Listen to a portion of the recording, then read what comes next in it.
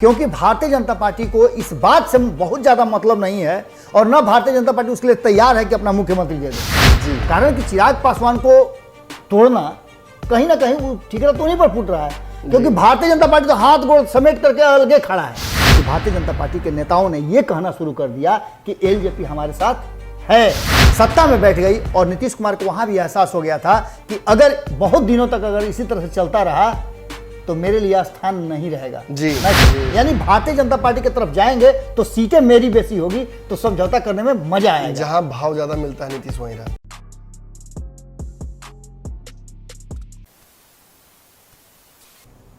नमस्कार, भारत लाइव देख रहे हैं आप और ये रातों रात है। रातों रात वो खबर होती है जिसमें पूरे दिन का खबरों का हाजमा तो हम तय कर देते हैं, उसके अलावा आने वाले 2-3 दिनों के खबरों का मिजाज भी टटोल देते हैं।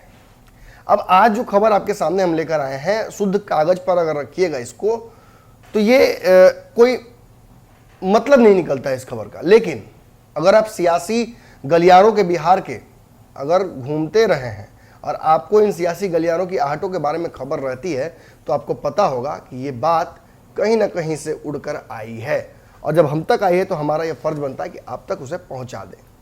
लेकिन इससे पहले आपको इतना जरूर बताना जरूरी है कि आखिर मौजूदा राजनीतिक स्थिति बिहार की क्या है। चिराग पासवान तेजस्वी यादव में कौन सी खिचड़ी पक रही है, नीतीश कुमार आखिर तेजस्वी यादव का उपयोग करके कौन सा समीकरण साधना चाहते हैं, तेजस्वी यादव आखिर बिहार की राजनीति में अपने भाई से जिस तरह से उन्हें निपटना चाहिए निपट नहीं पा रहे हैं, तो उसके पीछे की रणनीति क्या है। जदयू में दिग्गजों की लड़ाई पर नीतीश कुमार चुप क्यों है, लालू यादव की बिहार की राजनीति में एंट्री कब होगी और क्या वो राजनीतिक होगी भी या नहीं। इसके अलावा कई सवाल हैं। तेजस्वी यादव नीतीश चिराग में से किसकी तरफ जाएंगे, इन सारे सवालों का जवाब इस शायद आज के एपिसोड में आपको कुछ हद तक मिल जाए। विशेष पंचनामा में देखना होगा। लेकिन इतनी बात जरूर बोलकर शुरुआत करना चाहूंगा कि जिस तरीके से नीतीश कुमार ने तेजस्वी यादव का उपयोग किया नरेंद्र मोदी के सामने ताकत दिखाने के लिए अपनी, भाजपा भी, मैंने उस वक्त ही आपको कहा था ब्रेकिंग खबर करते हुए कि भाजपा भी इतनी कमजोर नहीं है कि इन चालों को समझ नहीं पाए। भाजपा नीतीश कुमार के बीच एक शतरंज की ऐसी बिसात बिछी हुई है जिसमें है तो उनसे मजबूत सभी, हाथी है, घोड़े हैं, ऊंट है, सारे प्यादे मजबूत है राजा से, लेकिन राजा तय करता है कि किसको आगे बढ़ना है और किसको पीछे जाना जी। और आज जिस तरीके से भाजपा और नीतीश के रिश्ते एक ऐसी पटरी पर आकर टिक गए हैं जहां से थोड़ा सा भी अगर दोनों में से कोई भी लड़खड़ाता है तो ट्रेन उतर जाएगी। जी हाँ, वही ट्रेन जो डबल स्टैंडर्ड वाली थी, डबल इंजन वाली थी। इस ट्रेन से अब तक बिहार का क्या फायदा हुआ है ये तो अपने आप में एक सवाल है, लेकिन राजनीतिक फायदे इस ट्रेन का बिहार में जबरदस्त है। दोनों इंजन दो तरफ खींच रहे हैं और संभावनाएं असीमित है। नीतीश कुमार जब दिल्ली गए थे तो तेजस्वी यादव को नरेंद्र मोदी के दरवाजे पर खड़ा करके उन्होंने आगे कर दिया और बहुत सारी बातें बुलवाई। कहीं ना कहीं एक तरह से लगा कि सही में नीतीश कुमार राजनीतिक चाचा ही नहीं, अपने चाचा है तेजस्वी यादव के। लेकिन बिहार आने के बाद नीतीश कुमार की रंगत बिल्कुल ही बदल गई। भाजपा ने जैसे ही अपना मुद्दा स्पष्ट किया, सीपी ठाकुर और गिरिराज सिंह को आगे बढ़ाकर, नीतीश कुमार को इस बात का एहसास हो गया कि फिलहाल इन मुद्दों को शांति से डील करने में ही फायदा है। देखिए, भाजपा स्पष्ट है कि उसे जो जातिगत जनगणना है उसमें ओबीसी का कॉलम नहीं ऐड करना है, इस पर चर्चा भी वो नहीं करना चाहती है। इसके पीछे कारण है, भाजपा इसमें अपने हाथ को नहीं जलाना चाहती है।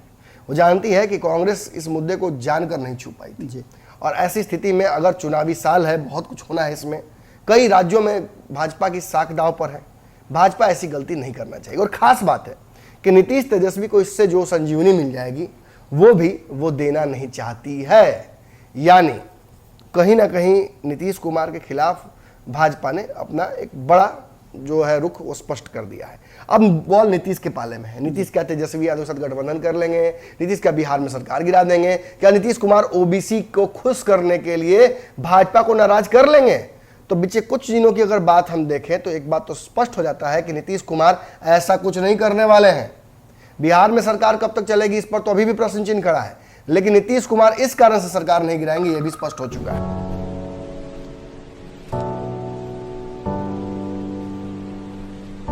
और देखिए, इससे भी बड़ी बात यहां यह है कि जब नीतीश कुमार तेजस्वी से दोस्ती बढ़ाते हैं तो भाजपा भी चिराग पासवान को अपना मान लेती है।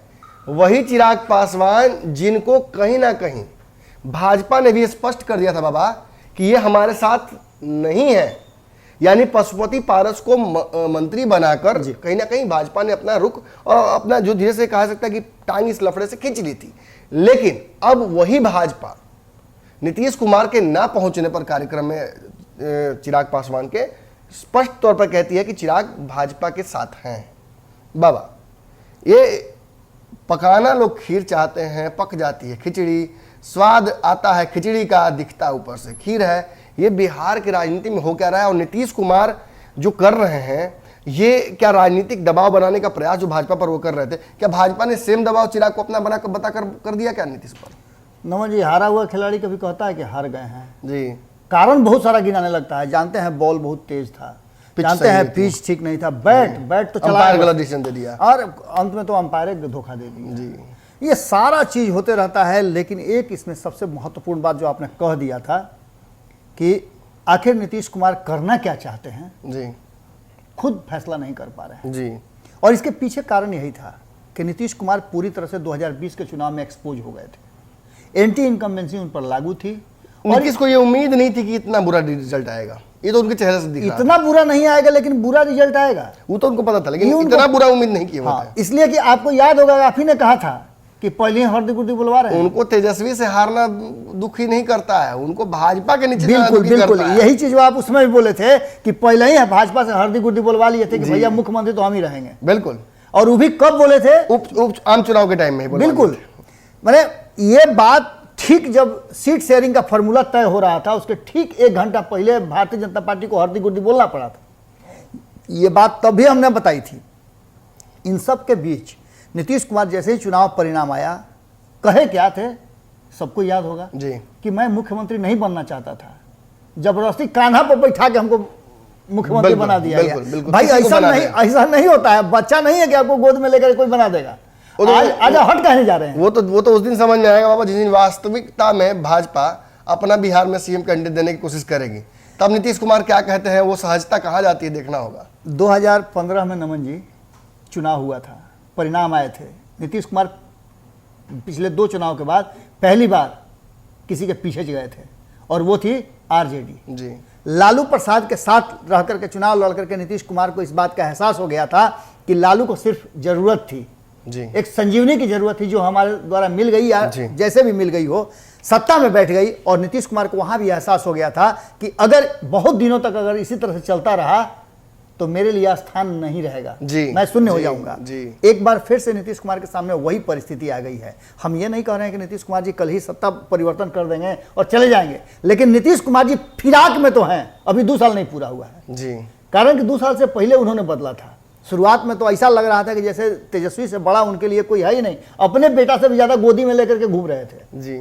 यहां तक कि आपने देखा होगा सदन में भी कई बार ये बात कह चुके हैं।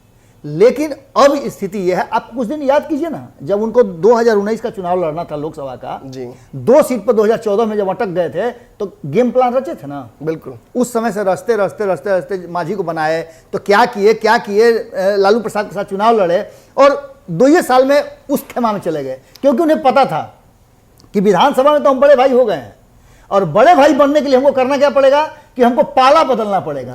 यानी भारतीय जनता पार्टी की तरफ जाएंगे तो सीटें मेरी बेसी होगी तो समझौता करने में मजा आएगा। जहां भाव ज्यादा मिलता है नीतीश वहीं रहता है। बिल्कुल। अब उसके लिए प्लान करते हैं। अब यहां स्थिति देख लीजिए, आज भी अगर आरजेडी को इतनी सीटें नहीं आ जाती, 41 सीट आ रहा था, 40 सीट आ रहा था, तो देखते कि कभी कूदी मार करके वो आ गए थे। लेकिन यहां आने के बाद भी स्थिति उनकी वही होने वाली है जी, और जी। दूसरा सबसे महत्वपूर्ण रख दिया है तेजस्वी। बिल्कुल, तेजस्वी ने तो सीधा कह दिया है कि उधर से आना है आपको और इसका समर्थन कर रही है कांग्रेस। कुर्सी और फेविकोल को हटा जाना है। बिल्कुल, उसको एकदम छोड़ के ही आना है। अब ऊपर वाली बात कीजिए, शुरुआत भी हो गया था। आप देखे होइएगा कि आप अभी बता रहे थे कि लगा कि बने नीतीश कुमार और तेजस्वी यादव आ जाएंगे, जिस तरह का सामने सामने दोनों बैठ करके काम कर रहे थे जी, उसे लग रहा था। और वहीं उपेंद्र कुशवाहा हुले ले करके प्रधानमंत्री चिल्लाना शुरू कर दिए। तो ये लग रहा था, लेकिन इसमें बड़ा पॉइंट जो था वो ये था कि नीतीश कुमार को कुर्सी चाहिए तब तक कि जब तक उनको कोई नया कुर्सी नहीं मिल जाता है। और यह संभव कब है?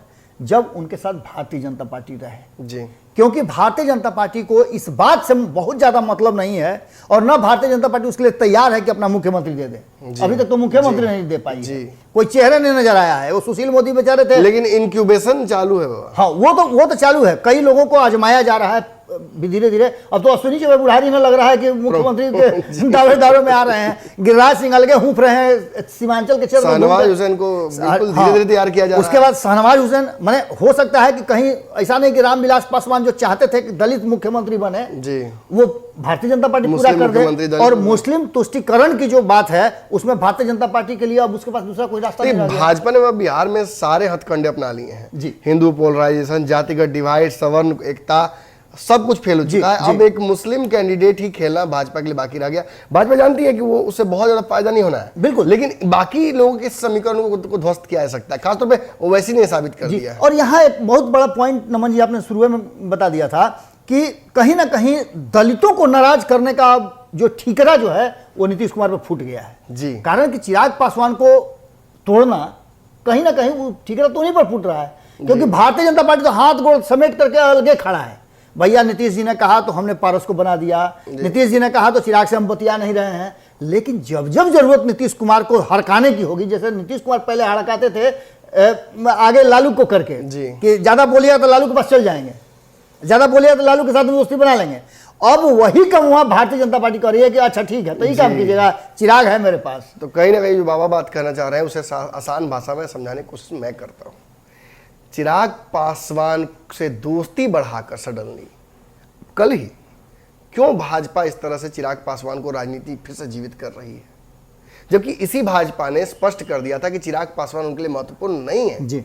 इसका कारण है नीतीश जब तेजस्वी को लेकर जाते हैं नरेंद्र मोदी के दरवाजे पर, तो तेजस्वी यादव स्वयं लालू यादव के पुत्र नहीं होते हैं बल्कि ओबीसी के बड़े नेता होते हैं। जी बिल्कुल।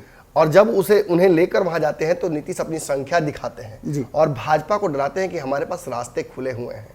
और यही हथियार कहीं ना कहीं भाजपा ने खिलाफ यूज कर लिया नीतीश कुमार के। कैसे? अगर चिराग पासवान को भाजपा नीतीश के सामने प्रस्तुत करके लाकर दिखाती है कि वो हमारे साथ हैं, तो वो एक साथ दो बात करती है। एक कि चिराग के पीछे जो 7% के आसपास का वोट बैंक है वो हमारे पास है, और दूसरा जो सबसे महत्वपूर्ण बात है कि जिस ओबीसी जनगणना की बात आप कर रहे हैं और जिसके चलते जो स्कीम्स बनेंगी जिसका आप सिफारिश कर रहे हैं, वो SC ST ओबीसी और दलितों के हित से ही काट कर बनेगी जी। कैसे? जब पिछली बार EWS का प्रावधान लाया गया था तो क्या हल्ला उड़ा था। तेजस्वी यादव हो, नीतीश कुमार हो, सभी खड़े होकर एक सूत्र में ये बात कह रहे थे कि दलितों के हित का शोषण मत हो जाए जी। ये उसी 100% में से ही निकल कर आएगा। और अगर आगे चल के जो कि बिल्कुल ही स्पष्ट है कि ओबीसी की जनसंख्या जो लगभग 70% के आसपास है, अगर उनके हिसाब से अगर प्रावधान बनने लगे नौकरियों और सेवाओं और अन्य जगहों पर, तो कहीं ना कहीं बाकी के वर्गों का छीना बाकी के वर्गों का छीना जाएगा। उसमें ही सेंधमारी होगी। 100 में से ही निकलता है, 200 में से नहीं निकलता है। और इसी वजह से अब ये गेम जो है पूरी तरह से चिराग पासवान को अपने पाले में करके भाजपा ने पलटने की कोशिश की है। अब दबाव सीधा नीतीश कुमार के ऊपर आ गया। और 2-3 कारण इसमें और भी जुड़ गए हैं नमन जी। सबसे पहला कारण तो ये जुड़ गया है कि ये कोई नया खेल नहीं चल रहा है। जैसे ही नीतीश कुमार ने चिराग पासवान को एनडीए से अलग करवाया, उसके बाद से फील्डिंग टाइट थी और एक कार्यक्रम ही तो था। चिराग पासवान के कार्यक्रम में नीतीश कुमार जा सकते थे, कोई असहजता नहीं होनी चाहिए थी। लेकिन नीतीश कुमार ये बात जानते थे कि भाजपा क्या कर रही है और सम्मान भी बढ़ जाता जी। सारी गलतियां धुल जाती, अपर हैंड होता, बिल्कुल सारी गलतियां धुल जाती। लेकिन इसकी तैयारी नमन जी जो मैं कहना चाह रहा था कि इसकी तैयारी बहुत पहले चल रही थी। श्याम रजक का दिल्ली जाना, दिल्ली जाकर के चिराग पासवान और उनकी मां से मिलना जी एक स्ट्रेटजी का हिस्सा था बिल्कुल। और उसके बाद आते हैं चिराग पासवान तो सीधे तेजस्वी यादव की तरफ से बयान आता है कि वो मेरे भाई हैं जी, और वो भी कह देते हैं कि मेरे छोटे भाई हैं। उसके बाद आप देखे हुए है कि लगातार एक स्टेप आगे बढ़ते जा रहे हैं चिराग पासवान, तब जबकि वो यात्रा भी कर रहे हैं। आशीर्वाद यात्रा के दौरान उनके साथ लोगों का जुड़ना और इसके साथ तेजस्वी यादव के साथ उनका उठना बैठना, संवाद करना, कहीं ना कहीं नीतीश कुमार और भारतीय जनता पार्टी दोनों को ये नजर आ रहा था। और ये वो बात थी जिसको लेकर के भारतीय जनता पार्टी उसको कैश करना चाहती थी। और इसी का नतीजा था कि भारतीय जनता पार्टी के नेताओं ने यह कहना शुरू कर दिया कि एलजेपी हमारे साथ है। जी। अब इन सारी बातों के बाद एक और भीतर खाने से खबर आ रही है कि कहीं ना कहीं भारतीय जनता पार्टी ने तैयार कर दिया है, और जो आप बात कह रहे थे कि इन सारे बातों के पीछे जो सबसे बड़ा कारण है वो है उपचुनाव। जी। तो कहीं ना कहीं उपचुनाव ने बिहार की राजनीति को एक बार फिर से, देखिए सभी कहते हैं सेरा है, सेरा है, सेरा है, अगर सिर दहाड़ भी देता है तो वो डर काफी होता है। और कहीं ना कहीं चुनाव आएगा, मध्यावधि चुनाव आएगा, एक उपचुनाव सामने आ जाता है और वो सारे समीकरणों को, सारे राजनीतिक हथकंडों को, सारे गठबंधनों को, सारे दावों की पोल खोलने के लिए काफी होगा। तो अगली खबर में मुलाकात करते हैं। फिलहाल रातों रात में इतना ही। उम्मीद करते हैं कि ये जो चर्चा हमारे बीच हुई है ये आपको सार्थक लगी होगी। अगर आपका कोई सजेशन है तो कृपया कमेंट बॉक्स खुला हुआ है, वहां आकर अपनी राय दे सकते हैं, इस चर्चा का हिस्सा बन सकते हैं, और इस वीडियो को अगर शेयर कर दिया तो हमें पता चल जाएगा कि आपने हमारी बात सुनी और समझी है। धन्यवाद। अगर ये वीडियो पसंद आई और वह बिहार के राजनीति और बिहारियत से सरोकार रखेनी तो सब्सक्राइब बटन दबा के चैनल के सब्सक्राइब कर ली। ओजे एगो घंटी बा, ओकरा बटन दबा देला से कुल सटीक और मारक खबर रुआ मुफ्त में मिल जाई। अगर रुआ पत्रकारिता के हमनी के नया प्रयोग में सहयोग कर चाहतानी तो ज्वाइन बटन दबा दी। पेटीएम नंबर नोट कर ली 9386816700। धन्यवाद।